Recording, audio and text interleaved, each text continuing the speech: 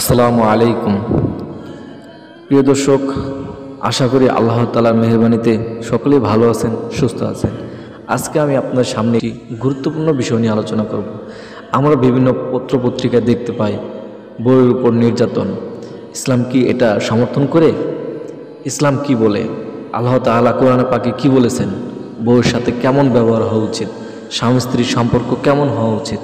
প্রিয় দর্শক, চলুন আজকে এই ভিডিওটির মাধ্যমে জেনে নিব বউয়ের সাথে কেমন আচরণ করা উচিত, বউয়ের সাথে কেমন সম্পর্ক হওয়া উচিত, বউকে কিভাবে শাসন করতে হবে।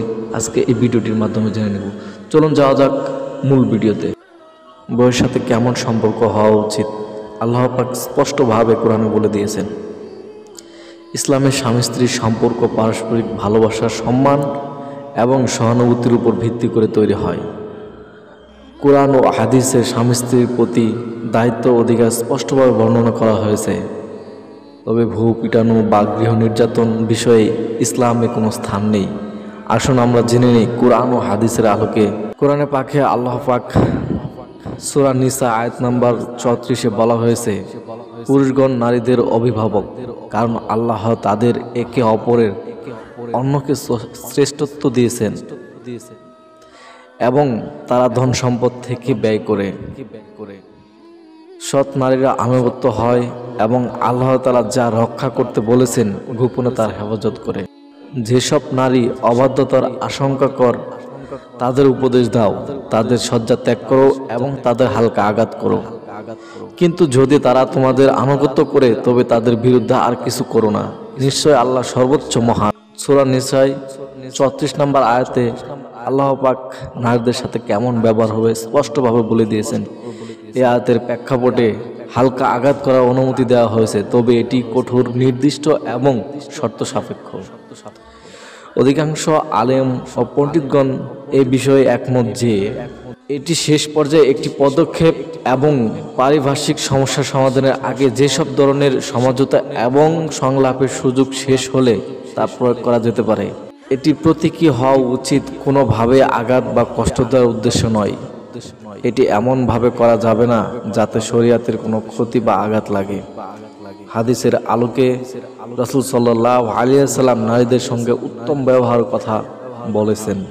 রাসূল সাল্লাল্লাহু আলাইহি ওয়াসাল্লাম বলেছেন, তোমাদের মধ্যে সেই ব্যক্তি উত্তম যে তার পরিবারের জন্য উত্তম, আর আমি আমার পরিবারের জন্য তোমাদের মধ্যে উত্তম। তিরমিজি হাদিস নাম্বার হচ্ছে 3895। তিনি আরো বলেছেন, নারীদের প্রতি সদয় হও, তারা তোমাদের সহচর। সহিহ বুখারী হাদিস নাম্বার 586, সহিহ মুসলিম 1468। রাসূল সাল্লাল্লাহু আলাইহি ওয়াসাল্লাম তার স্ত্রীর সঙ্গে দুর্ব্যবহার করেননি বা তাদের আঘাত করেননি। তার জীবনী আমাদের জন্য উত্তম।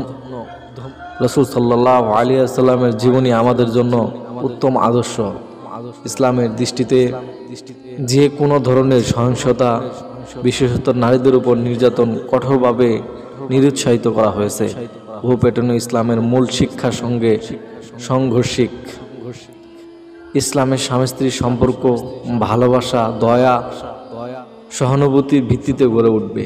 পারিবারিক জীবনে সমস্যার সমাধান হলে আলোচনার মাধ্যমে তা সমাধান করবে। বউ পিটানো ইসলামের শিক্ষা নয়, বরং এটি সম্পূর্ণভাবে অমানবিক ও ইসলাম নীতির পরিপন্থী। দর্শক, আমরা এই ভিডিওটির মাধ্যমে জানলাম স্বামী স্ত্রীর সম্পর্ক কেমন হওয়া উচিত, ইসলামে কোরআন ও হাদিসে কি বলা হয়েছে বউ পিটানোর ব্যাপারে। প্রিয় দর্শক, যদি ভিডিওটি ভালো লেগে থাকে তাহলে লাইক, সাবস্ক্রাইব করুন।